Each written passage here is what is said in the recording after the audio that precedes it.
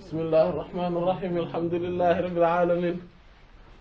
wassalatu wassalamu ala ashrafil mursalin sayyidil awwalin wal akhirin sayyidina wa habibina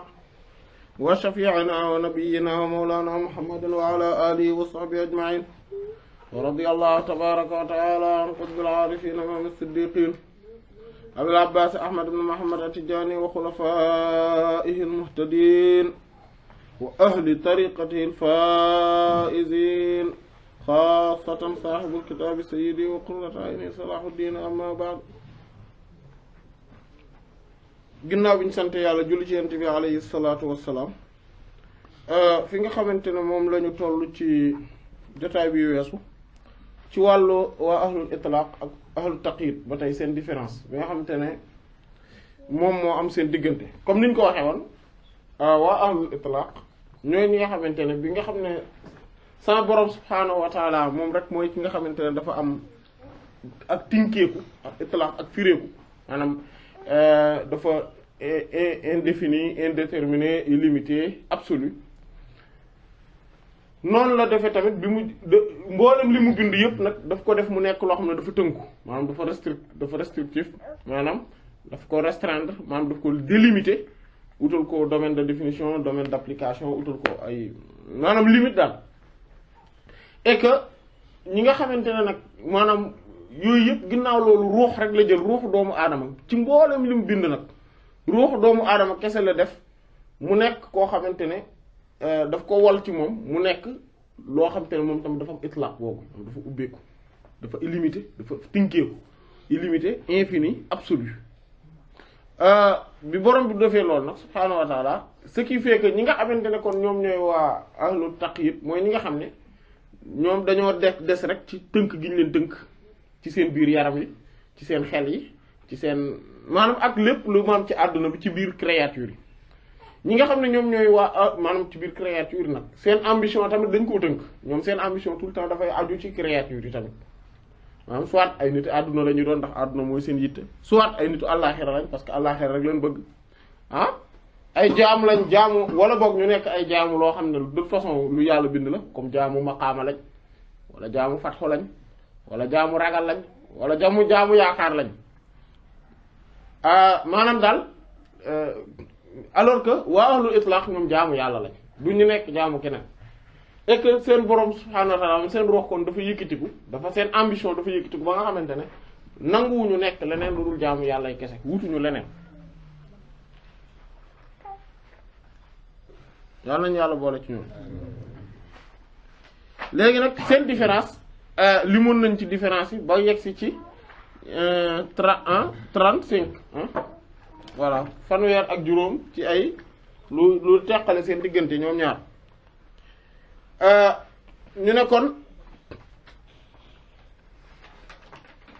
ahlul taqyid kon waa ahlul taqyid yaqifuna dañuy taxaw ma am ak ndigal wan nahi ak tere ñoom ahlul taqyid loolu la ñoom seen lépp ci loolu lañ ne parce que dañ leen restreindre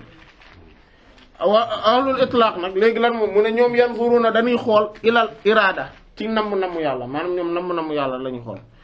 fa innahu ndax lu wér boor mooy bu rabbi subhaanahu wa taala ji kawe ji fa'aalun lima yurid comme ni mu ko waxee ci sourate Hud ak aya 107 ak sourate Buruj aya 16 maanaam fa'aalun defaakoon la maanaam ak a sañ a def day def te dara du ko teree def lima yurid ñeel lépp loo xam ne moom la bëgg lépp lu mu namm yàlla moom da koy def amul beneen maanaam amul dara lu ko koy teree def ak restreint maanaam comme mu xam nga itlaq googu moom amul dara lu ko tënk moom lu ko neex lay def te nam ko neexe fam ko neexe ca kam ko neexe ca anam yam ko neexe waaw amul naan lii bu ma ko defee du rafet lii day ñaaw nangam bu ma ko defee boo mooy tuut nangam da mooy conséquence bi moom loolu yàlla amul loolu day def rek te lu ko neex la moom yàlla loolu la am maanaam lu ko neex lu ko neex lay def après nag ngeen seet yéen waxam yan conséquence lay am ci yéen dégg nga moo tax foofu moom buur yàlla taala aji kaw ji yafalu mooy def bihim di ko maanaam ci ñoom maa yuridu la kon la mu nam maanaam moom kon waa ahlul itlaq aw tay taqyid seen différence bi différence la bu capital quand même jot nañ ko junj nag ci jotaay yu weesu mooy ne waa ahlul taqyid ñoom dañuy seet tout le temps lan la yàlla lay digle ñu di ko def lu muy tere ñu di ko bàyyi léegi nag parce que digal parce que boo deful li la yàlla digal nangam dana la ci fekk boo defee lu la yàlla tere nangam dana la ci fekk boo defee li la yàlla digal da nga am nangam boo bàyyee li nga xamante ne moom la yàlla digal da nga ñàkk nangam loolu moom mooy waa ahlul taqyid amma waa ahlul itlaq comme niñ ko gisee woon ñoom en réalité gisuñu ne ñoom ñooy def ñoom dañ gis ne yàlla mooy def di ko jaare ci ñoom maanaam ñoom kon outil lañ rek maanaam wala boo xamante ne ci ñoom la mbir mi di feeñe jeex na ce qui veut dire que ni ñoom li yàlla nam rek moom mooy feeñ ci ñoom dinañ ko gis ci njaal beenu kanzu ki ñaareelu kanzu bi insha allah keni namm bi nga xam ne moom la yàlla am borom subhaanahu wa ta'ala maanaam en réalité namm yi volonté yi benn la muy bu yàlla jeex na yeneen namm yi ci des yëpp maanaam borom bi subhaanahu wa ta'ala moo ko bind ba pare askanale ko doomu aadama maanaam da kaa bind askanale ko doomu aadama bu bëggee wala mu ne bëgg naa wala bañ naa en réalité du moom en fait bëgg-bëgg yàlla la ak bañu yàlla boo xamante ne moom ci boppam la maanaam comme gisoon nañ ko sax te yaakaar ci kunuzul ashara bi voilà mooy ci kunuzul haqaiq bi wax mooy ne namm yàlla la boo xamante ne yow yaa koy namm waaye voilà dégg nga ak bëgg-bëgg yàlla maanaam mooy bëgg-bëgg mooy volition bi maanaam le fait de vouloir boo xamante ne yow yaa ko bëgg mais sinon bu yàlla la léegi nag le fait que mu nekk bu nit moom mooy tax ba mbir yi duñu xew maanaam ni nga ko bëggee le fait que ñu askanale ko mbindeef yi mais boo fekkonte ne da nga gis ne ndekete du yow yàlla la et que loolu nga incarné ko dëgg bu boobaa mbir yi day xew exactement comme maanaam exactement saa yoo bëggee dara day xew noonu ko namee noonu lay xewe parce que bu yàlla amul dara lu ko mën restreindre namm yàlla amul dara lu ko mën tere am c'est que waa ahlul itlaq nag ñoom dañu mën a yëkkati seen yitte ba ci loolu noonu en fait mooy démb liñ doon waxtaanee voilà dégg nga kon ahlu taqyid ba muy 30 ñaata 36e bii mooy 36e bii mooy 36e léegi bi ñu war a dugg mooy 37e kon 37e différence mu ne ahlu taqyid mooy waa ahlu taqyid ñoom yu taalibuhum dana sàkku ci ñoom allah bur yàlla taala aji kawe ji yawmal qiyaamati bisu taxawaay bi ilmihim ci seen xam-xam wa ma'rifatihim ak seenu xam maanaam seenu xàmmee mooy seenu nànd xam yàlla maanaam xam-xam bi nga xam ne moom lañ jàngoon ak xam yàlla ma'rifa bi nga xamante ne moom lañ fexe woon ba jot ci yàlla dana leen ko laaj moom waa ahlu taqyid yàlla dana leen sa xam-xam bii loo ci def ak noonu waaw sa ma'rifa gii moom lu mu la jariñ nangam kon ñoom yëpp yàlla dana leen ko laaj kon fii amaalim ci seen jëf yi maanaam dana ko sàkku ci ñoom seen jëf yi falaatoo fii du matal amaaluhum seen jëf ilmuhum seen xam-xam parce que en fait léegi su ko defee ñoom seen jëf du mën dem ba combler ba matal seen xam-xam parce que nit ki li muy xam lépp mënu koo jëfe lépp mënu koo def parce que ci temps bi ñu la bind la ak espace bi dafa reste ba pare say capacité tamit dafa limité donc li nga xam yëpp mënoo koo jëfe mais dina boobaa ñoom dañ leen daal waa yow sa xam-xam bi sa maarifa gi ana noo ci def noo def ak moom bu ko defee loola bu leen dalee rek fa yoolikoon a daañu alku illaa lu dul anta xammadahum mu muur leen sàng leen rahmatullah yërmandeg yàlla taala aji kaw ji mu dabaatal leen yërmandeg yàlla dabaatal leen muur leen sàng leen loolu daal ci la ñuy sobewu dégg nga loolu am na fu ko yent bi sallallahu alayhi wasallam di junde naan kenn du dugg àjjana ngir jëfum laa yadxulu ahadun jannata bi amalihi ñu ne ko ba ci yow hatta anta wa Isa ibn Maryam alayhi salaam est-ce que ba ci yow ak Isa ibn Maryam mu ne hatta ana wa Isa ibn Maryam illa an yataghammadani Allahu bi rahmatihi bon ba ci man ak Isa ibn Maryam xanaa yàlla daal di may dabaatal ak yërmande voilà kon voilà dégg nga kon ñoom ahlu taqyid loolu la loolu moo leen di dal waa ahlul itlaq ñoom dañoo résoudre problème bi ndax nag xam nga maanaam ahlul itlaq dëgg ñoo résoudre problème ñoom laa ilma am déet xam-xam lahum ñeel leen ñoom amuñu xam-xam wala maarifa amuñu maarifa bal li fi nekk allahu bur yàlla taala aji kaw ji huwa moom az-zahir mooy aji feeñ fii ci ñoom bi ilmi yi ci xam-xamam moom yàlla jeex na moo loolu lii tamit gisoon nañ ko voilà al muharrik mooy ki leen di yëngal mooy moteur bi nga xam ne mooy yëngal lahum ñeel leen fi amaalim ci seen mboolem jëf yi yàlla mooy seen moteur en fait bi leen di yëngal ci seen mboolem jëf yi xam nga oto bi en réalité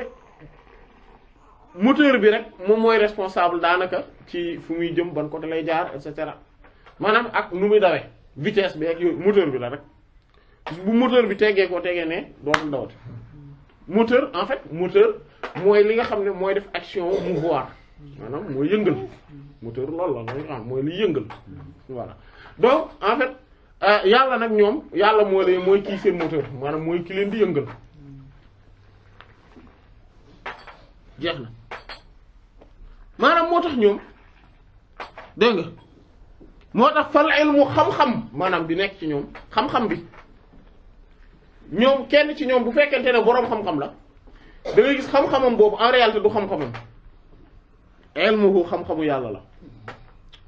wal maarifa bi kenn ci ñoom bu nekkee aarif billah nii maanaam am ci fatxu bu rëy nii ci wàllu maarifa ni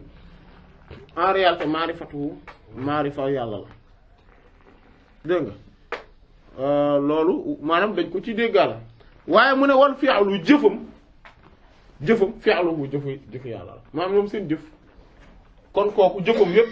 en réalité yàlla moom mooy def parce que gisoon nañ ko tamit ne ñoom benn bàkkaar rek lañu am mooy le fait que ñuy askanale beneen acteur ci univers bi keneen ku dul yàlla ñoom loolu mooy seen bàkkaar sër bi ñu am sinon amuñu beneen bàkkaar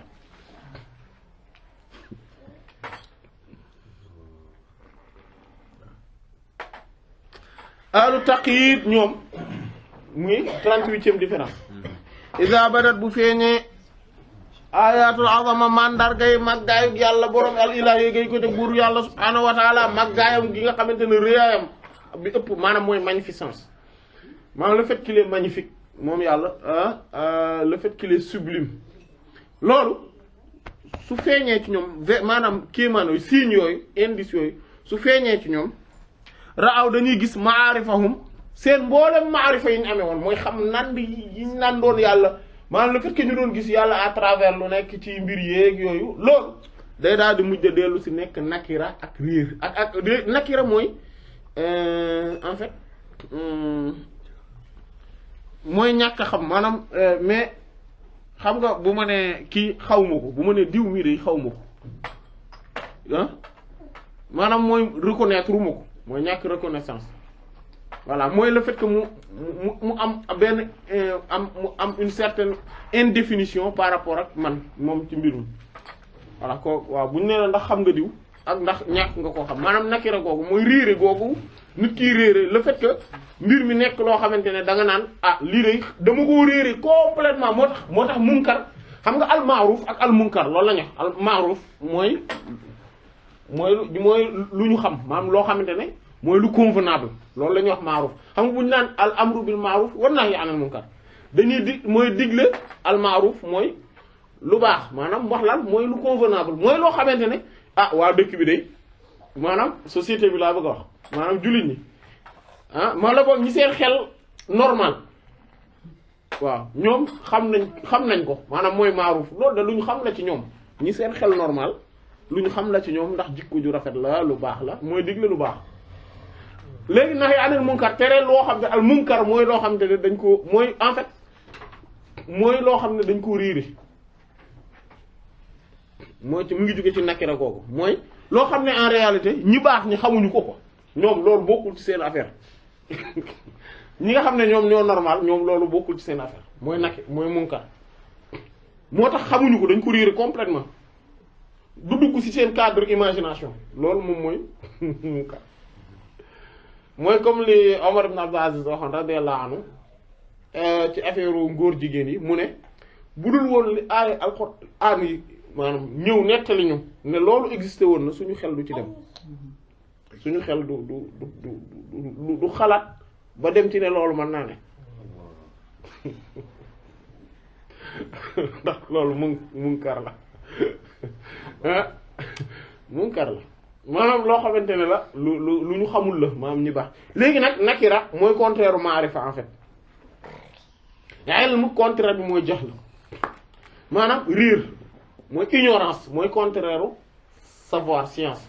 maintenant connaissance contraire am mooy nakira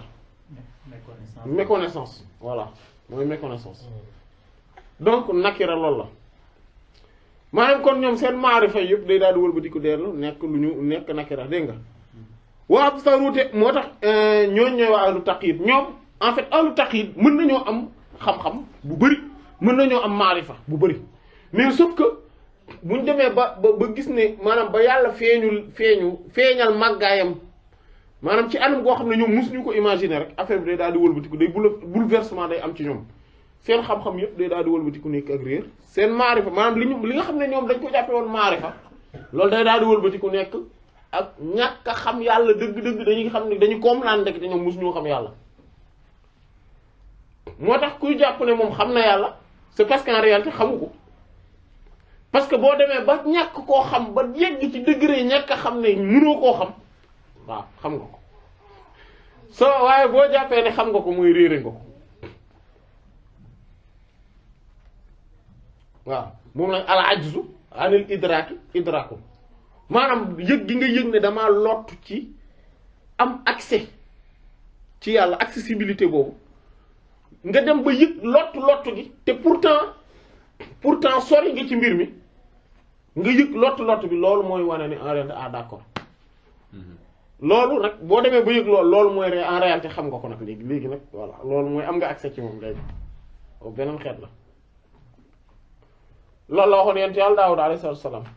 bi mu ne ko nan laa lay sante te sant gi ma lay sant yow yàlla maanaam gërëm sukkur naka laa lay gërëme fekk gërëm li ma lay gërëme li tax ma lay gërëm non seulement yaa ma ko defal mais bu ngërëm gi le fait que nga inspiré ma maanaam nga xelal ma ne ma dama laa war a di gërëm ci boobu ma defaree xéewal loolu ci boppam ak ngërëm da caa war te loolu boo ko toppee affaire bi du day illimité du jeex mu ne ko waaw kay bi nga demee ba xam lii nag gërëm nga ma léegi maanaam voilà maanaam bi nga demee ba xam ne mënoo maa sant mënoo maa gërëm voilà loolu ci jëmmi boppam mooy jëmmi ngërëm gi fii tamit noonu la mel moo tax wa absaru dañuy gis bu boobaa waa ahlu taqyid ñoom bu ñu demee ba mbiru yàlla yi dëgg feeñu leen maanaam yàlla borom subhanahu wa ta'ala léeg-léeg day jékki-jékki feeñu leen ci benn anam boo xam ne maanaam ndax day wane benn kii maanaam wala dañuy comprendre ne ndekete absaru dañuy gis nag xam dëgg nañ ne xasanaatum seen mboolem yiw yi ñu jàppe woon ne jëf yu baax lañ waaw ñun dañuy kii lu baax lañ parce que li ñuy def nangam yooyu yëpp dañuy gis ne sayyi'aat yu ñaaw la ay ñaawteef la dañuy comprendre kenn yée ndekete man yàlla joxuma ko xaajuma ba ko jox àqam ndekete man sama julli yi boo moytu sax baaxul parce que ni ma ci war a concentrer bu maanaam ni ma war a teewloo sama borom ci biir julli yi waaye man kii kay moo ko borom bi fayee moom tey dinaat problème am en fait parce que xam nga sama borom dafa ne nga jaamu ko mais te looloo tax mu bind la donc ce qui fait que yow moment bi nga koy jaamu bu fekkente ne ni nga ko war a jaamoo dafa wàññeeku maanaam joxoo ko droit bi maanaam da nga ko def maanaam service bi en tant que jaam dafa am service bu mat boo war a jox sa borom service boobu bu matul maanaam mu incomplet imparfait bu boobaa ba pare nga wëlbatiku parce que en fait waa ahlu taqyid loolu tamit da leen di caractériser mooy dañuy wëlbatiku di laaj yàlla ne ko bon li ma def yëpp nag mérité naa salaire maanaam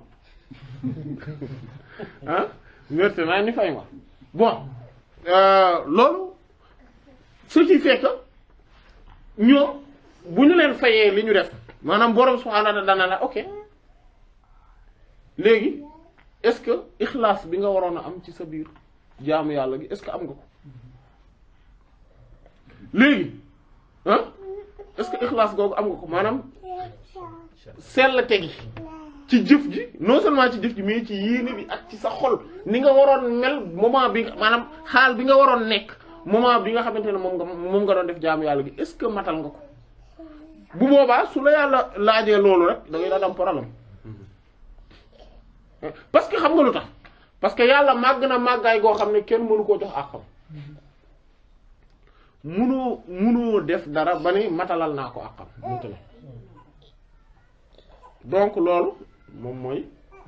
mooy situation bi mooy problème bi moo donc moo tax ñoom waa ahlu taqyid nag bu ñu demee ba comprendre ba am lu leen yàlla wañ ba ñu mën di gis affaire ba ñu gis benn màggaayu borom bi rek subhaanahu wa taala dañuy daal comprendre ndekete man yi ma doon def bu muy dara baaxu ci maanaam bu ma yàlla fayee exactement li ma def rek dina am problème moom la yonent bi sallallahu alayhi wasallam doon wax noonu ci bi mu doon junju naan kenn ci yéen du dugg àjjana ci jëfi boppam kenn du dugg àjjana ci jëfi boppam cela ne veut pas dire que ni alors parce que gisoon nañ ne waa ahlu itlaq ñoom àjjana fay la ci ñoom maanaam ñoom àjjana ci boppam la ñuy récompenser le fait que ñoom ñu dugg ci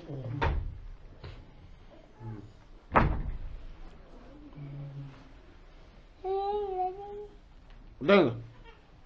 kon waa ahlu taqyid ñoom loolu moom moo am moom kon ñoom loolu moom mooy seen caractéristique mooy ne dañuy gis ne maanaam su borom subhaanahu wa ta'aala su leen feeñoo ci geneen anam gu gën a màgg giñ ko ña mës a xamee rek waa ci ayatul azama yi maanaam kii maanaam yu màgg yi rek dañu daal di commencer gis ne ndekete kat seen maarifa gi ñu amoon ndekete xam yàlla googu ñu doon tuddee xam yàlla ndekete réere ko dëgg la jëmmi réere ko la dinañ xam ne ndekete kat seen jëf yu baax yi ndekete ñoom ñooy jëmmi jëf yu bon yi en fait parce que xam nga walillaahil masalul a'laa xam nga léeg-léeg ñun ñi mu am ci ku lay defal benn service di la rendre benn service mais ni mu koy defee day bonaay goo xam ne da nga naan koy bàyyi du dëgg voilà léegi yow en réalité boo xamee dëgg gëddu yàlla da ngay xam ne sa jëf yu bon yëpp sa jëf yu baax yëpp yi nga tuddee yu en réalité yu bon la maa nga daanaka sax xanaa nga xawoon koo bàyyi mooy tan ak koo mun doon parce que yàlla mënoo ko jox àqam moo tax yàlla dafa màggaay boo xamante ne dafa transcender lépp moo tax kenn mënul def jëf ju baax bañ ne def na ko sellal ba fa day ak sellal yam en réalité mënul matalal yàlla xaqam abadan am na gisoon nañ ko ci kunuusul xaqaaqi yi ne même moo tax ki nga xamante ne maanaam mënuloo saxalal sa bopp benn maqaama wala benn xaal yooyu yëpp ay daaw yi lañ ay woote rek lañ ay prétention kese lañ lu tax parce que tey imaginer bu fekkente ne par exemple yow da ngaa jàpp ne muñkat nga c'est parce que da ngaa natt sa bopp ci li la yàlla tegagum ci ay natt mais kan moo la wax ne yàlla bu la tegoon beneen bu gën garaaw encore nooy def lan ngay def est-ce que di nga mën à un moment donné doo craquer comme ni ñu koy waxee maanaam nit ki noonu toppal mboolem xeeti maqaama yuñ mën a saxal loolu daal moo tax maanaam li moo tax maanaam taqyid wóoru maanaam kii boobu kon ñoom loolu seen caractéristique amma wa ahlul itlaq nag léegi mu ne wa ahlul itlaq ñoom fala ma'arifa deeti xam maanaam xam yàlla lahum ñël la ñoom duñ considérer seen bopp comme ay aarif xam yàlla nañ kii déedéet abadan bokkul ci seen i mbir wala xasanaat jëf yu baax ñoom considéré wuñ ne def nañ fi jëf yu baax d'ailleurs même ñoom yi ñu jàppee ne jëf yu baax lañ sax maanaam yi ko nit ñi di jàppe nit ñi ñoo koy gis rek moom li muy def lu baax la nangam mais moom gisul ne def na lu mat li muy gis daal mooy li yàlla feeñal ci moom jeex na te gisul ne tamit def na lu mat d'ailleurs sax yu bari yu baax yi muy def sax après da koy fàtte maanaam ci lay jaare fàtte ko dégg nga foofu ndax ñoom kat saabituuna way sax lañ fii mashhadihim ci seenu jàkkaarloog gi ñuy jàkkaarloog borom maanaam contemplation bi ñu nekk ak seen borom tout le temps ci la ñuy ne ñoom donc mooy tax xamuñu defuñu lu baax parce que ñoom jàpp nañ ni ñoom tout le temps ñu ngi ci seen contemplation bi ñu nekk seen borom subhanahu wa ta'ala laa yatazalzaluna juru rëngi-rëngi maanaam amul dara lu leen di yëngal comme ni ñuy wax rek ci wolof diw de moom dara yëngalu ko mooy loolu mooy koo xamante ne dara du ko yëngal ci ni mu nekk rek xaal boobu rek ci lay nekk lu bu géej gi doon riir maanaam bu asamaan seeg suuf si doon yëngatu moom xaal bi mu nekkee du soppeeku dara du ko yëngal ah voilà il est intact kon loolu mooy ñaata la différence ah 39 bii mooy 40 kon bii ñu dugg bi ñuy dugg mooy 39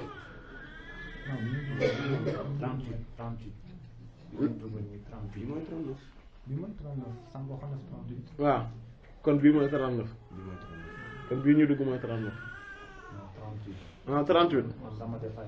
ah d'accord ah d'accord waaw kon baax waaw kon bii mooy 38 naam ahlu taqyid ñoom aghniya ay ñu woomal lañ maanaam ay riche lañ bi ilmihim ci seen xam-xam wa maarifata ak seen maarifa ñoom seen xam-xam bi ñu amee ak seen maarifa bi ñu amee tax na ba ñoom dañuy gis ak richesse gu nekk ci ñoom am danoo voilà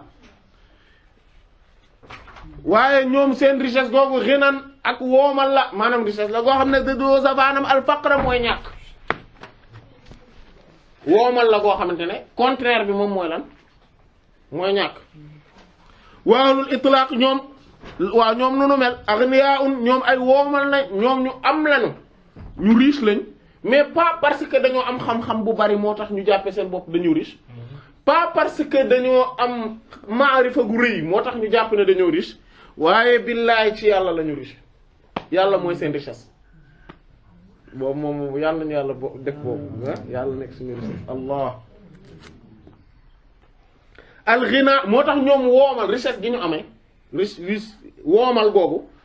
mooy woomal alladi bi nga xam ne laa didda déet safaan la ñeel ko gisoon nañ ko maanaam xam nga mboolem melo yi nga xamante ne ay melo yu mat lañ yu baax lañ dañuy am benn moment dañuy dem maanaam bu ñuy yéeg comme tey xam-xam am man-man kàttan sañ-sañ boo ci am nooteel teranga dafa am day dem looy gën di maanaam day yéeg di gën di bëri di yéeg mais tout le temps buy yéeg dina am contraire c'est-à-dire que c'est totalement à l'opposé kii riche contraire am mooy ki pauvre donc la richesse contraire am muy pauvreté xam-xam contraire am mooy réer maanaam science contraire am mooy ignorance loolu mooy fekk ñi ngi ci cadre xel mi nga xamante ne moo la tënk ci raisonnement bi muy raisonner fekk yaa ngi ci cadre boobu da ngay am loolu mais bu ñu demee ba nga xamante ne léegi dañoo bëtt li ñuy wax tawrul xijaa maanaam mbuus mi nga xamante ne moom moo ëmb xel nag léegi maanaam léegi da ngay dem nag bëtt ko dem bu boobaa di nga gis benn xam-xam bu existe boo xamante ne moom amul contraire xam-xam la rek de manière absolue boobu nag bu yàlla la di nga gis tamit richesse boo xamante ne amul contraire di nga gis kàttan goo xamante ne amul contraire bi nga xam ne mooy néew doole di nga gis li ñuy wax izz wala al qudra maanaam mooy notoriété wala compétence al qudra compétence bi nga xamante ne contraire bi du incompétence boobaa foofu lay am mais loolu noonu boo ko bëggee am yow il faut nga dugg ci waaye itlaq mooy lan mooy il faut nga gis ne xam-xam bi du sa bos yàlla la moom moo yor xam-xamam mais di ko feeñal à travers yow comme exemple rek kii bi fichier bii nii xam nga kiy wax kan la du man maanaam bu ñu génnee cadre ne yàlla moom mooy feeñal ci man wax gi waaw mais kiy wax bu ñu génnee cadre boobu mais bu ñu génnee maanaam wax ji du man la mais pourtant ki koy dégg moom déggul man ma wax fekkiwul jotaay bi du dëgg mais mi ngi dégg ay haut-parleur yuy wax wala ay casque yuy wax wala yooyu du dëgg mais pourtant du moom du casque bi waxul haut-parleur bi waxul matériel bi waxul en réalité kan mooy wax voilà pourtant moom loolu lay dégg maanaam noonu la waa ahlu itlaq ñoom noonu la ñu mel noonu la ñu comprendre ni lépp dañuy comprendre que ni yàlla mooy kiy agir le seul acteur et le moteur bi nga xamante ne moom moo nekk à travers ñoom loolu la ñu comprendre et que kon xam-xam bi feeñee ci ñoom xam-xamu yàlla la en fait du seen bos te xam-xamu yàlla comme amul contraire ñoom comme seen xam-xam amul contraire bi tudd réer ba pare ñoom dañuy féete tout le temps maanaam dañuy féetewu seen bos seen bopp dañ koy féete tout le temps ci beneen côté bi mooy lan mooy yàlla moom moo mat moom mooy boroom xam-xam ñun ñi ci des yëpp dañoo réer ku dul yàlla rek dafa ignorant yàlla rek mooy boroom xam-xam au moment où mbir mi noonu parce que en fait ku dul yàlla am na lu bari loo réere te li nga réere moo ëpp li nga xam en réalité xoolal gis nga balaa nga koy xam da ngay dem n'importe quelle faculté nga fay nga inscrire wu fa ci benn branche bu mun doon après ngay romb classe yi maanaam boo amee bu rek maanaam bu benn cours jeexee wala récréation nga romb classe yi nga xool li ñuy bind waaw yi ñuy bind ci tableau yi nga di ko xool di nga ci gis ay xeeti xam-xam yoo xam ne yow doo mën sax xam lii ci lan lay wax da ngay gis rek luñ bind du dëgg ah xam nga li ma wax dëgg la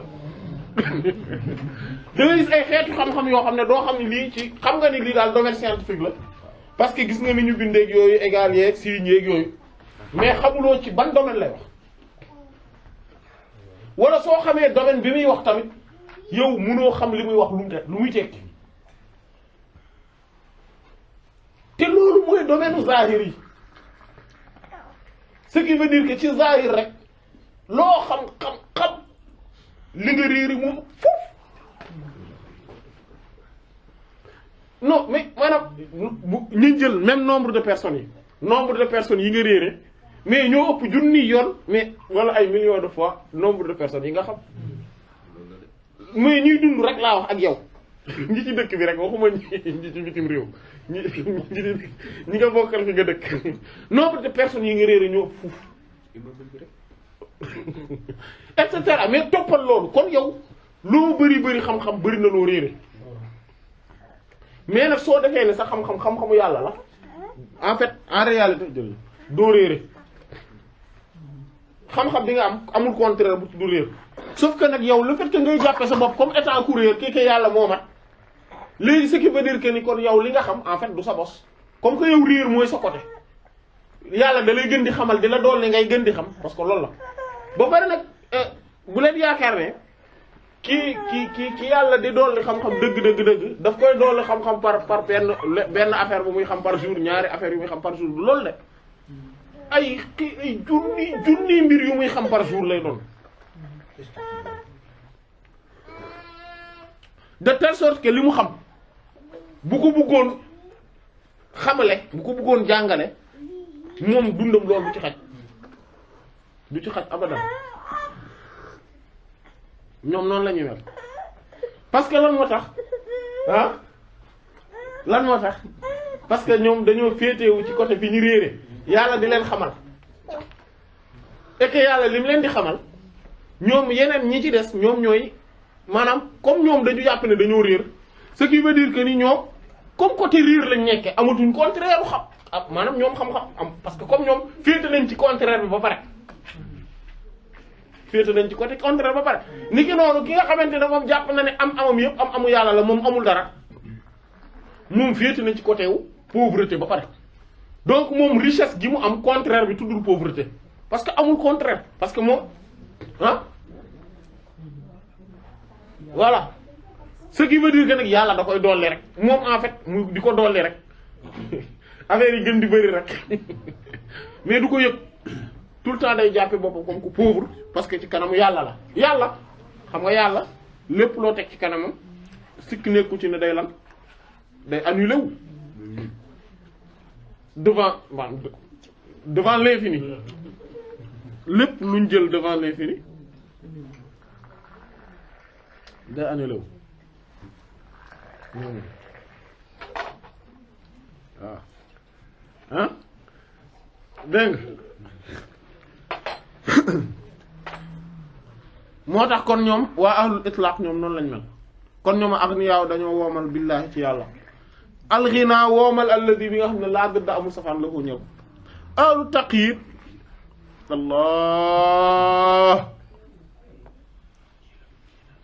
allah ahlu taqyid ñoom bii mooy kon 39e ahlu taqyid ñoom yu shahiduna dañuy jàkkaarloog nutqa waxu alkul la lépp maanaam expression locution verbe lépp ñoom waa ahlu taqyid ñoom dañuy gis ñëpp di wax dañuy gis lépp di am son et cetera ñoo ñooy waa ahlu taqyid ah mbir mi demewut noonu waaw waa ahlul itlaq ñoom luy seen mbir waa ahlul itlaq ñoom wala ahlul itlaq yu shahiduna ñoom dañuy jàkkaarloog sumta noppik alkul la lépp ñoom en réalité dañoo gis ne àdduna bi yëpp dafa noppi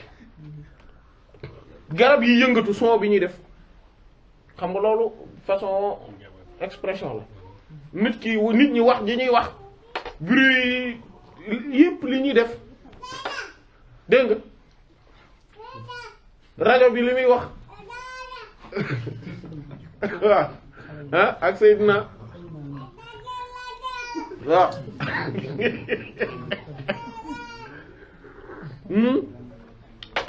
dégg nga ñoom yooyu yëpp ay lan lañ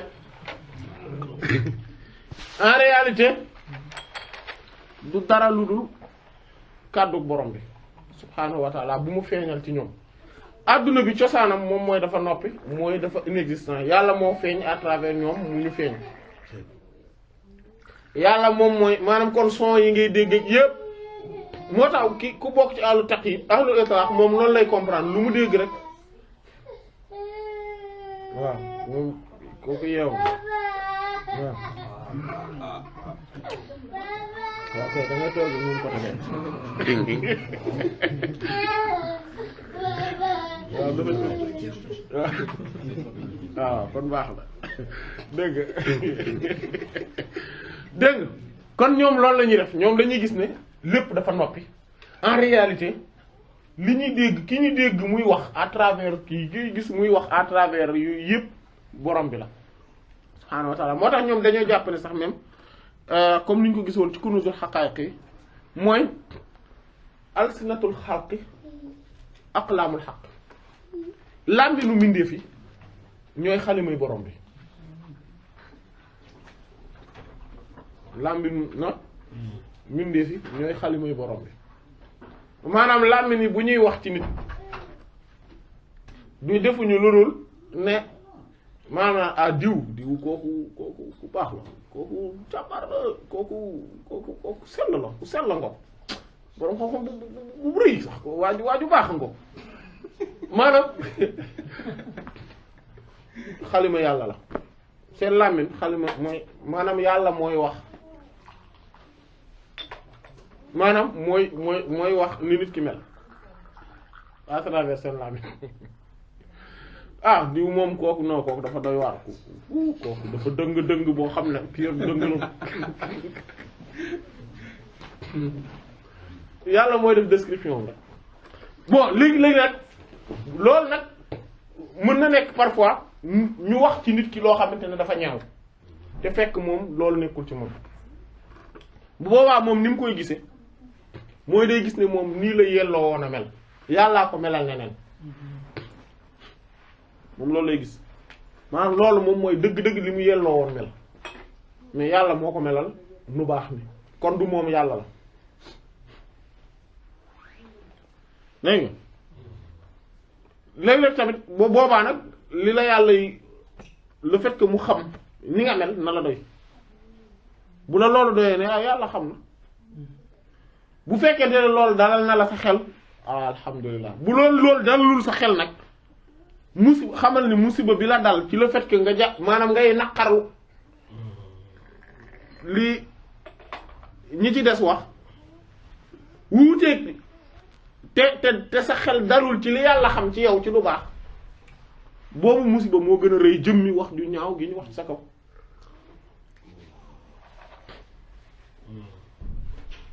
dégg nga moo tax ñoom dañuy gis ne lépp dafa noppi yàlla rek kay wax à travers yëpp bruit yëpp yàlla rek maanaam kon ñoom ce qui veut dire que dañuy gis ne borom bi subhaanahu wa ta'ala mooy manifester par kàddoom ci lu nekk sauf que nag borom bi subhaanahu wa ta'ala ginnaaw bi mu defee loolu yëpp dafa def ne li mu wax ne mooy kàddoom rek loolu lañ ko mën a askanale comme kàddu loolu ci sharia la li mu ne lii mooy sama kàddu comme alquran yonent bi sallallahu alayhi wasallam waxam waxu yàlla la ndax yonent bi yàlla moo ko wax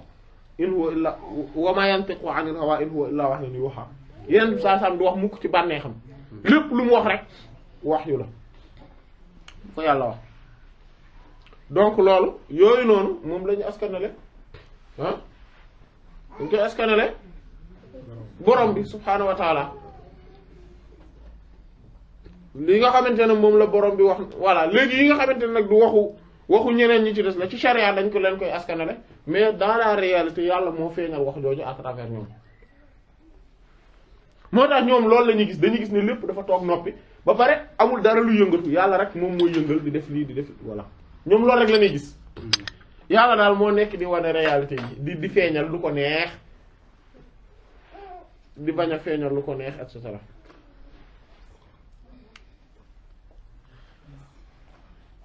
beneen bi mooy lan beneen bii mooy 40e bi ahlul itlaq ñoom yaaw na dañuy gis al maarifata xam-xam maanaam xam mooy maarifa xam yàlla yooyu ñuy wax maarifa xam yàlla googu ñoom dañ ko gis asnaaman ay xërëm ñoom dañu ko gis ne ndekete ay xërëm la yu taxaw parce que en fait nit ki bu demee leneen lu ko intéressé wala leneen lu ko soxal nekk objectif am wala fi yàlla rek loolu taxaw na taxawaay yàlla ci moom te mooy xërëm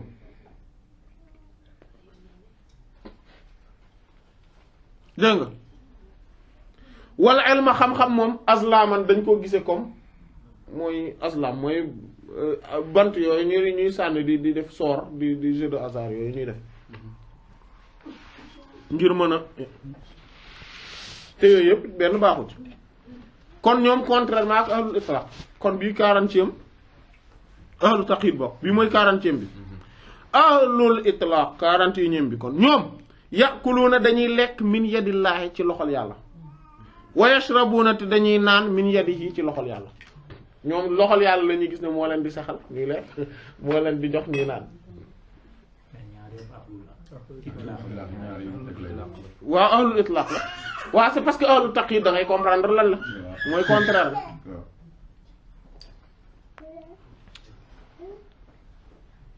dégg nga léegi loolu tamit kon alors que waa ahlu taqid ñoom duñ gis loolu léegi fii mu dugg ci beneen ba tey ci beneen différence mooy ñu dugg mooy 40 waaw mooy 42e mu ne qaala wax na moom borom bi subhaanahu wa ta'ala aji kawe ji kullu shay'in haalikun illa wajha suratul qasas aya 88 kullu shay'in bépp mbir haalikun aji alku la maanaam voué à la disparition illa wajha lu dul jëmmam ji borom subhaanahu wa ta'ala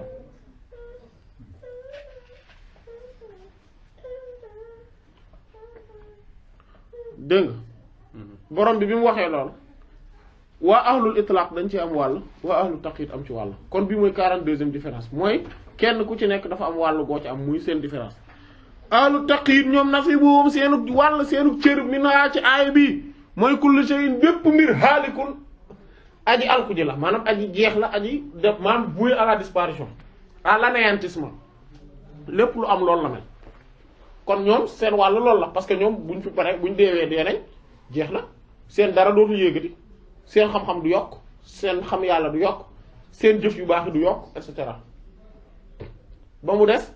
yi nga xamante ne moom mooy liñ saraxe woon te mu des fii xam-xam mooy yooyu nga xam ne moom la xadis bi tuddoon mais sinon seen leneen du yokk bu ñu deewee dee nañ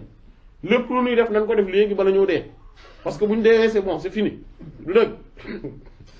ñooñ ñooy wax taqi mooy moom la ñoom aaya bu loolu moom mooy seen cër waaye waa ahlul amma daal ahlul itlaq ñoom fa nasibuhum seenu cër mina ci aaya bi mooy illaa wajha ba mu des jëmmam borom subhaanahu wa ta'ala en fait ñoom comme nekkuñu par ñoom par yàlla lañ nekke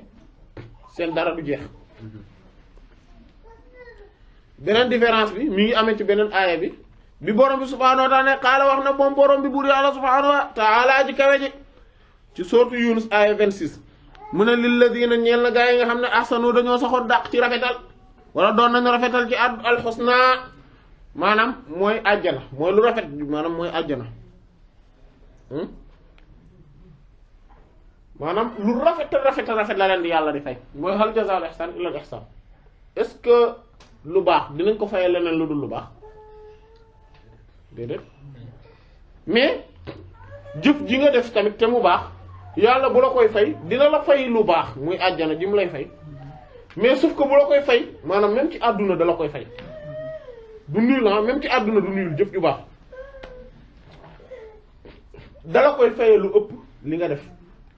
allaaxira tamit mu faye la lu ëpp loo xamante ne li nga def xam nga àjjana tey ak xéewal ya fa nekk comme ñu ko ñun ñëpp xamee ak na mu neexe xam ngeen ni moos àdduna fii nit ki deful lu tax mu am ko mais malgré loolu dégg nga mu ne kon ñooñu yàlla dana leen mu ne wa ziyaada ak ndollent yàlla dana leen dolli encore bon loolu dinañ ñëw ci teqantal bi lan mooy ndollent gi mooy gis borom bi subhaanahu wa taala léegi mu ne ahlu taqyid kon bii mooy ñaateel différence 43e ahlu taqyid ñoom nasibuhum seenu cër mina ci aaya bi mooy alxusna mooy ñoom mooy lu rafet la mooy àjjana gi ñu leen di fay xéewal yu rëy yéeg àdduna bi liñ et cetera amma daal ahlul itlaq ñoom fa nasibuhum seen cër mina ci aaya bi mooy wa ziyaada mooy ak ndollent et un surplus un surcroît une augmentation un rajout waaw waaw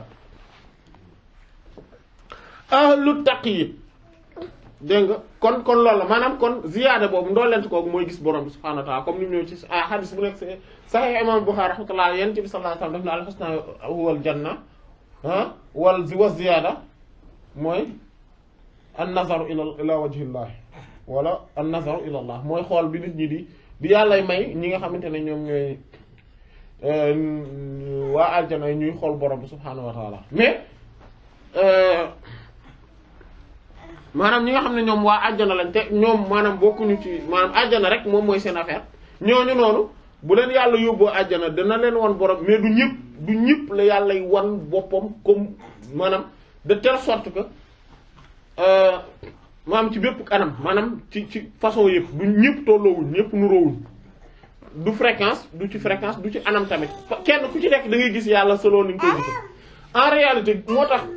tax même ñi nga xamante ne dañuy maanaam même adduna bii nii moo tax même adduna bii nii ñu ne bii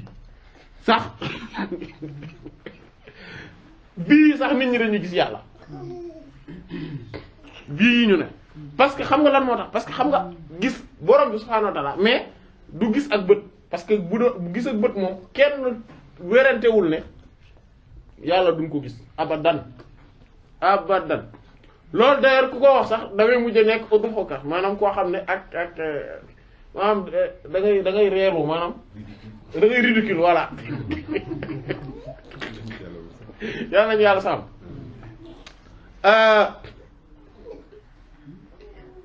xam nga àdduna àjjana li ko wutaleeg fii bokk na ci mooy ne fii nii lii nga xam ne moom mooy gis mooy suñu bët mooy bët yi sax ci bopp bët yi sax ci bopp moom mooy yi nga xam ne ñoom ñoo dominer Allah en fait àjjana nag lépp basira bi la maanaam mooy bëtu xol bi la ce qui veut dire que ki nga xamante ne moom mooy gis yàlla c'est pas parce que moo tax ñu naan yàlla gis gi ñu koy gis même boo xoolee ci aqida loolu principe bu fondamental la ci même bu dee dañuy gis borom subhaanahu wa ta'ala àjjana cela ne veut pas dire que dañ koy gis mu nekk ci benn côté ñu di ko jàkkaarloo moom yooyu déedéet tekkiwul loolu c'est-à-dire que gis gi ñu koy gis mooy amul côté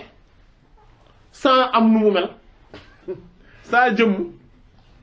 sans physique ah ni espace ni temps noonu lañ koy gisee amul comment aussi gisin gi donc loolu parce que comme ni ñu ko xamee xam nga yàlla ñun ñëpp xam nañ ko voilà xam nañ ni existé na xam nañ ni ku baax la xam nañ ni mooy wërsëgalaate xam nañ ni moo bind asamaan seeg suuf si xam nañ ni maanaam noonu ñu ko xamee te amul naka amul fan amul lieu amul temps amul espace amul circonstance de manière noonu tamit lañu mën a concevoir ñu di ko gis sans temps sans lieu sans circonstance de manière du dëgg léegi mais loolu daf fekk ne suñu xol moo ko gisee noonu moo tax mais yow bu fekkente ne da nga dem ba nga xam borom bi subhaanahu wa ta'ala maanaam da ngaa dem ba di ko sa xol aju ci moom aju win ngoo xamante ne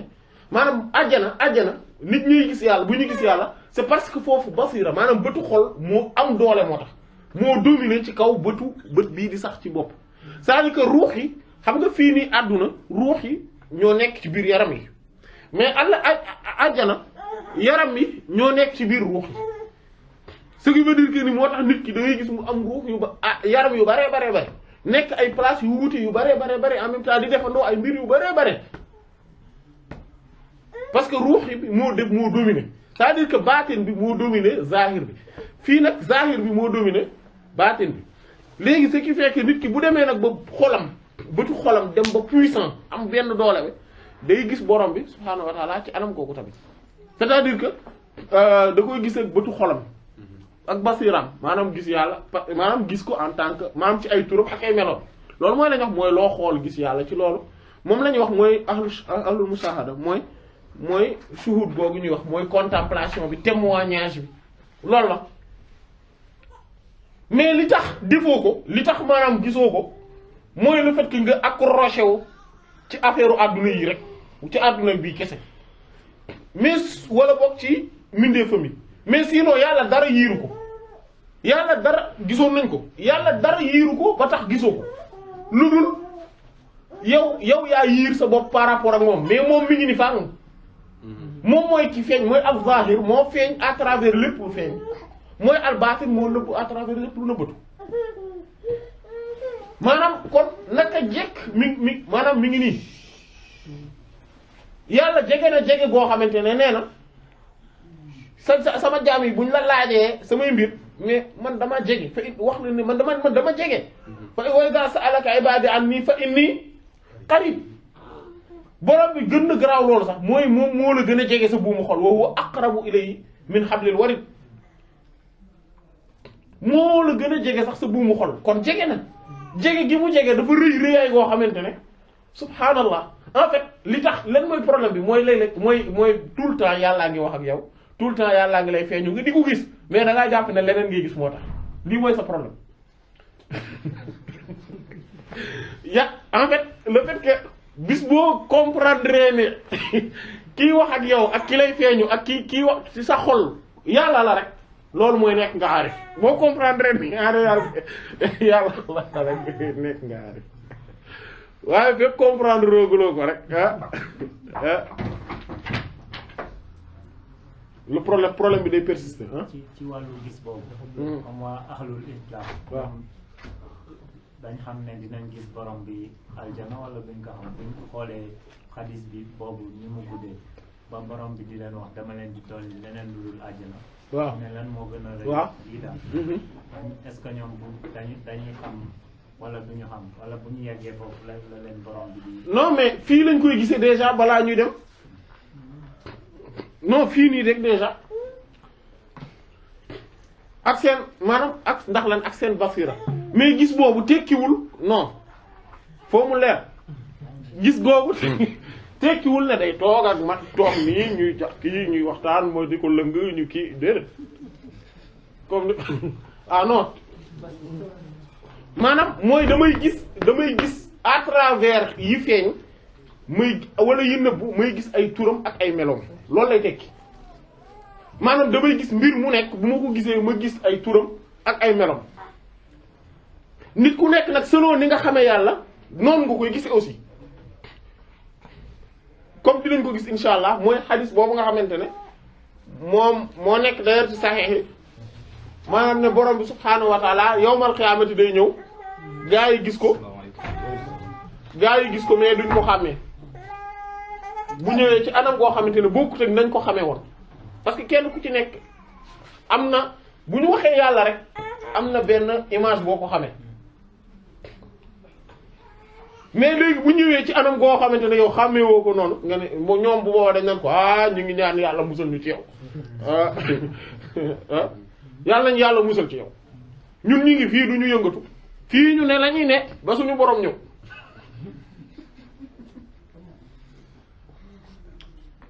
bu ko defee mu dikk leen ci beneen anam boo xamante ne ñoom dañ ko koy xamee bu ko defee ñu topp ko comme hadis boobu te pourtant maanaam gis googu tekkiwul ne dañ koy gis ak ay bët yii nii maanaam basira bi la bëtu xol bi la loolu moom moo tax moom la d'ailleurs Seydi Hadj Malick radiyallahu anhu mi ngi koy wax ci Zajru bi mu naan walaw laa sukuna naasi walaw laa sukuna al aalamiina li ghayrihi ra'awhu ayaanan wal ilaahu qarib bu dul woon nit ñi le fait que ñu jéng jëm ci leneen lu dul yàlla kon dinañ gis yàlla nii jàkkaarloog moom parce que buur moom dafa jege mais le fait que ñuy nekk ci leneen maanaam ñu préoccupé wu ci leneen jàpp ne leneen la ñuy gis ak en fait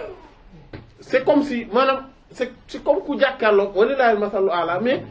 ku jàkkaarloog dara préoccupé wu maanaam am problème wala am kontaan wala dara tax maanaam nit ki am ku lu romb nii ci kanamam te du ko gis tout le temps di dem di dikk et cetera mu toog rek di kii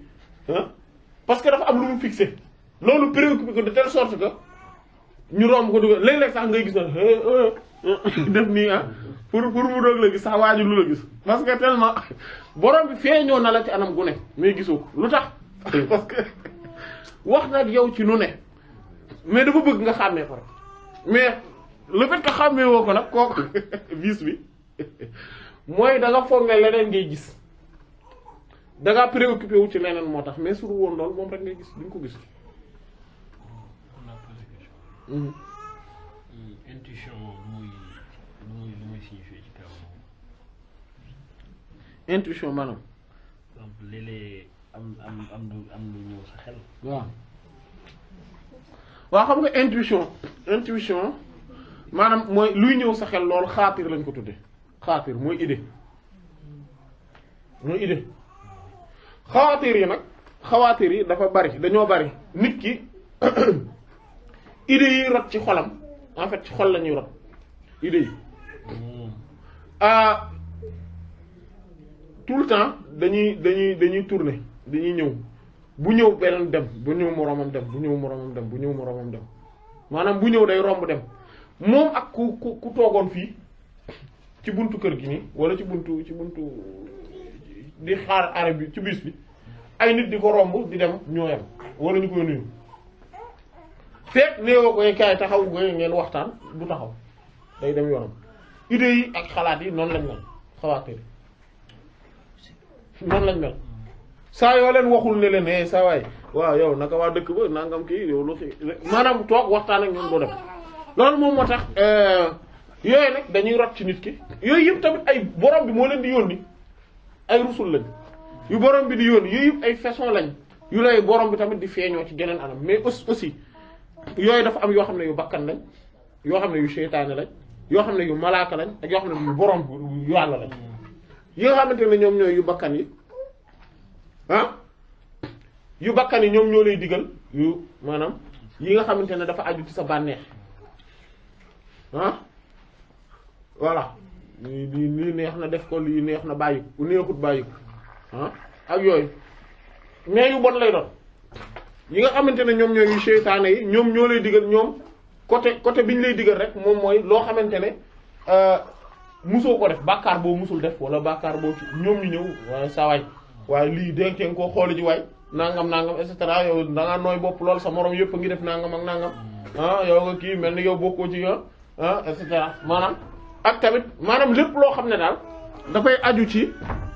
loo xamante ne xëy na par exemple boo amee ful la tuuti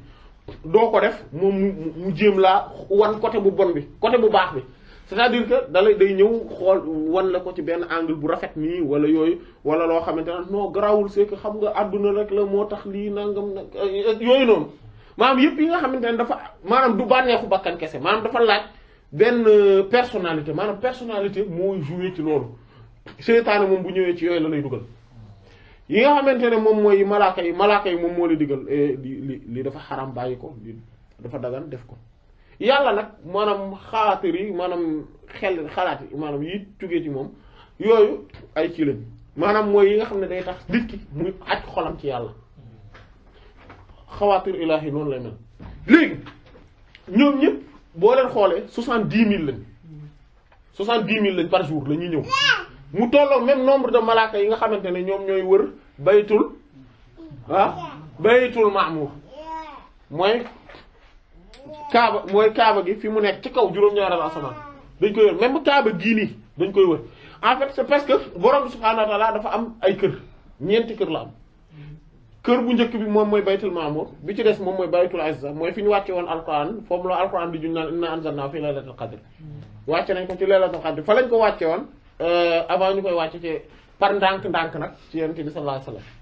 mooy baytul izza moom première asamaan la ne foofu tamit kër malaaka foofu tamit ay malaaka dañ koy wër juróom-ñaar fukki junni mooy 70 000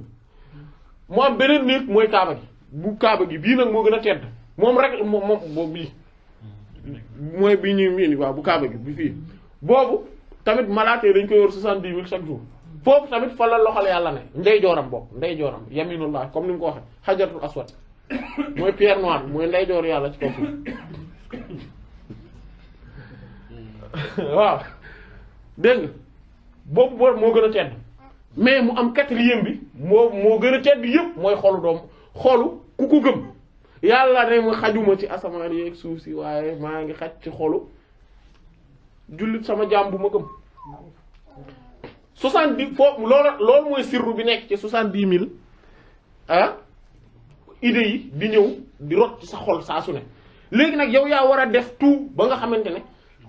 sa xol sa yitte yëpp da nga koy aj de telle sorte que 70 000 idées yëpp bu yàlla lay doon bu boobaa univers bi yëpp dañuy def tawaaf ci sa maanaam comme nit ñi di defee tawaaf ci Kaaba gi univers bi yëpp noonu lay defee tawaaf ci sa xol di tourner autour de sa xol nii def ko jaamu yàlla am moom la am na benn jour sëñ Mahmoud Tayal ne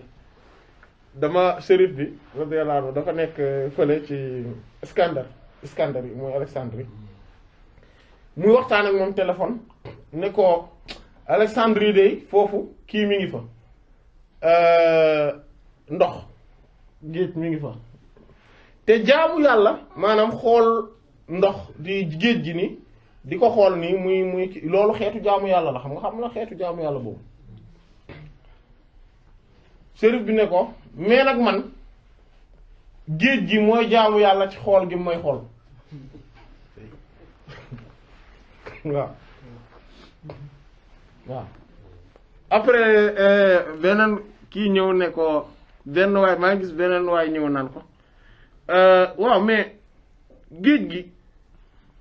maanaam comme si dafa maanaam mu ne comme daal géej gi daal moom moo rëy mbir rek moom mi nga xam ne day jaamu yàlla ci xool bi muy xool sëriñ bi léegi mu ne ko mu ngi koy tontuwaat naan ko non mais yow tam fexeel mel ni moom maanaam mu ne ko non c'est que géej gi mu ne ko non mais keneen ki naan ko non man ñeewuma géej gi nag mu ne ko sii da nga ko war a ñee parce que yeneen bi sallallahu alayhi wasallam nee na ñee waruñu ko def lu dul ñaar koo xamante ne boroom xam-xam la buy jëfe xam-xamam ak ki nga xamante ne moom mooy boroom alal ji nga xamante ne daf koy def ci lu baax am na ki nga xamante ne nag mu ne géej gi nag mooy boroom xam-xam bi moom boroom xam-xam la bi nga xam ne xam bi mu xam li ci sëñ bi tax na mu di ko xool di ko jaamoo yàlla après nag maa ngi ñëw naan leen non en réalité sax sëriñ bi univers bi yëpp mooy atome bu nekk ci univers bi mooy jaamu yàlla ci xool bi mu koy xool après waaye gis nag si mu ngi naan allah di yéemu ci mais en fait loolu la maanaam nit ki bu demee ba xolam nga xam ne léppum yàlla la xol bi xalaat yëpp ci yàlla la ko jëmee noonu lay mel dégg nga aywa ñu dem ci beneen différence bi mooy ñaata 43 ahlu taqiyya ah ñaata xalaat yooyu est-ce que ñu jur bàkkaar c'est vraiment non yooyu duñ jur bàkkaar yooyu duñ jur bàkkaar dégg nga même yi nga xamante ne ñoo ko gën a kawe parce que loolu après bu jugee niveau boobu day dem ci niveau wu maanaam xadiisul nafs lu ñu tuddee xadiisul nafs mooy di waxtaan ak sa xalaat sa bopp ci dara boobu dem loolu du jur bàkkaar yonent bi sallallahu alayhi wasallam nee na sama borom sama xeet yàlla jéggal na leen loolu mais nag nit ki bu demee ba am volonté dem jug bu am volonté calculer di préméditer benn affaire foofu lay amee bàkkaar dégg nga di tërali plan waaw dégg nga kon mbi mooy ñaata 43 ahlu taqyid ñoom waaw lu tax yu shahiduna dañuy jàkkaarloo ak tajalliyaat feeñuwaay yi maanaam tajalliyaat yi mooy li borom subhanahu wa ta'ala di leen feeñu ci xeetu anam yi waaye waaw lu itlaq ñoom lu itlaq mu ne yu shahiduna ñoom ña ngay jàkkaarloo maanaam ñi ngi contempler wajh Allah jëmmi borom subhanahu wa ta'ala maanaam dañuy wax wajh maanaam dañuy wax jëmm mais wajh ci wolof li muy tekk ci arab li muy tekk mooy wàll wala xar kanam dégg nga kon ñoom wajhullah la ñuy wax mu ne nag walay sa nekkut kulla man képp koo xam ne raa gis na Allah yàlla ne raa gis na wajh Allah wàllug yàlla maanaam mooy xar kanamam du ñëpp de mooy la face le visage du képp ku gis yàlla rek gis na loolu ci yàlla wa kullu man raa képp nag koo xam ne gis na wajh Allah maanaam wàllug borom bi subhaanahu wa ta'ala raa gis na Allah buur yàlla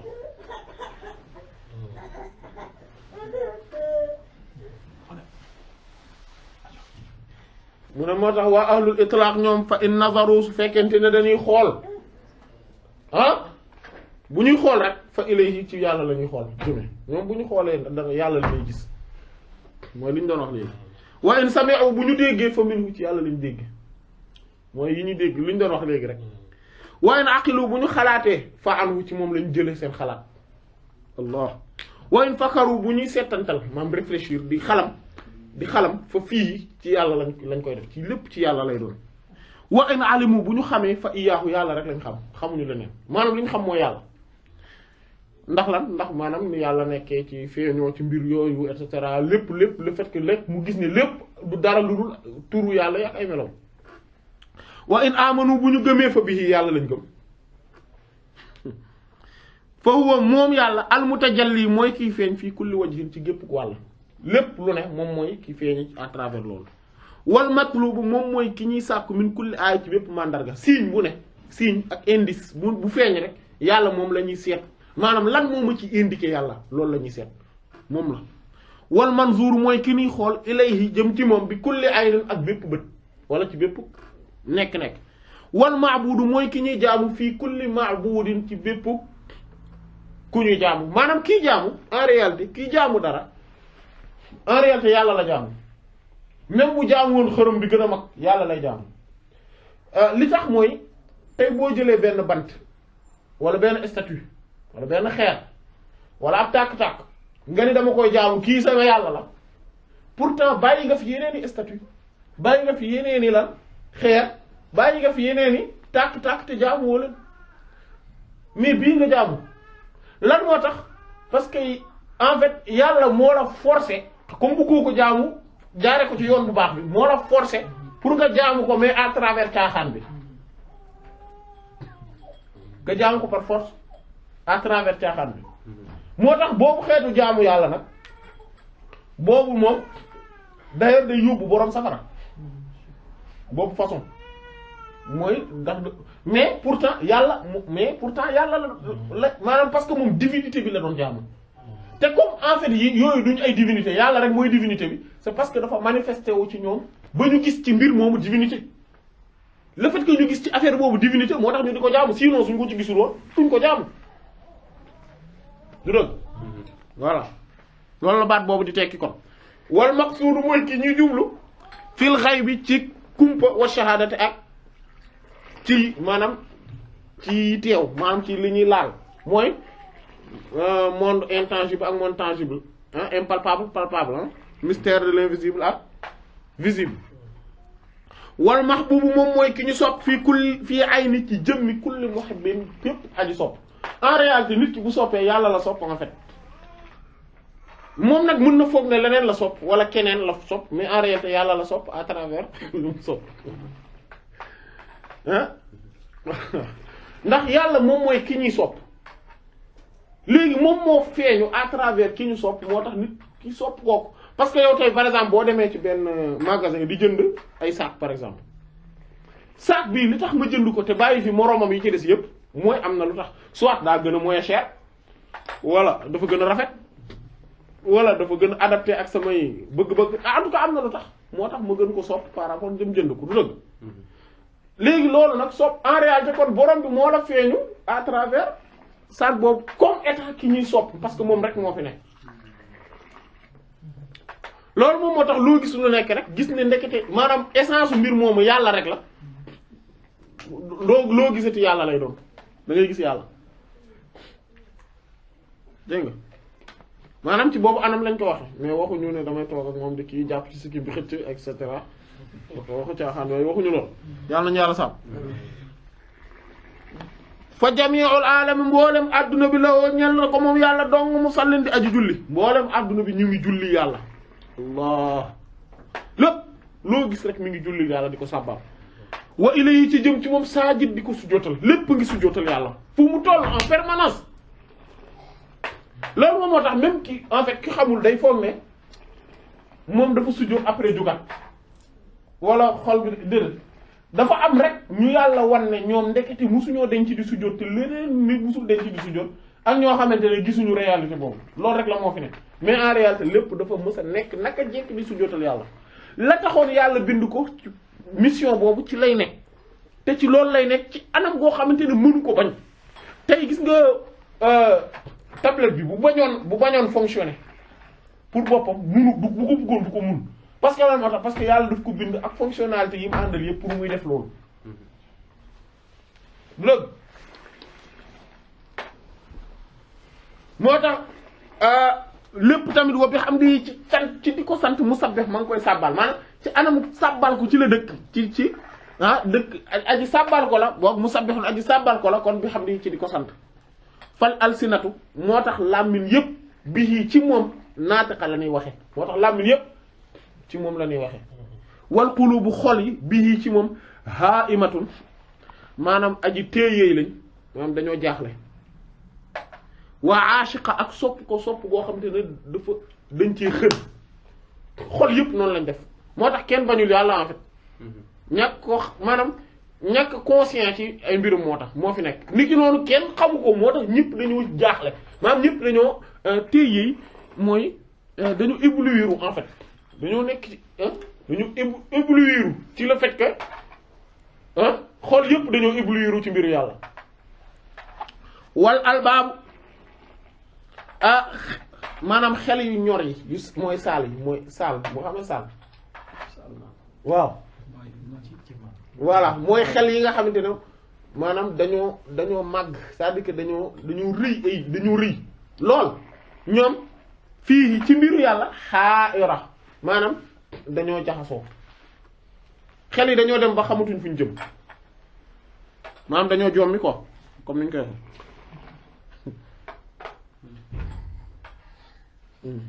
jot na waaw kon ñu yem foofu